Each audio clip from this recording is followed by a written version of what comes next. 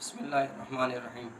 با ادب با نصیب، بے ادب بد نصیب۔ ایک سبزی کی دکان پہ جانا ہوا تو وہاں ٹماٹر کی پیٹی دیکھی۔ ٹماٹر کی جو پیٹی تھی اس کے اندر ٹماٹر جس چیز میں لپٹے ہوئے تھے وہ اخبار کا ٹکڑا تھا، اور اخبار کے ٹکڑے پر جو الفاظ لکھے ہوئے تھے اس کو دیکھ کر بڑا دل رنجیدہ ہوا۔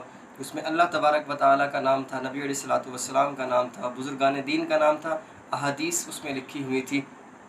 اگر اس طرح کے اخبارات ہوئے اور اس طرح کے ٹکڑے اور اس طرح کے پیسز کے اندر اس طرح کا معاملہ کیا گیا کہ اس میں سبزیاں لپیٹ کر یا سموسے اس کے اندر ڈال کے یا پکوڑے اس میں ڈال کے دیے جائیں تو یہ بے ادبی ہے۔ اور ہم نے بچپن سے یہ بات سنی ہوگی کہ با ادب با نصیب، بے ادب بد نصیب۔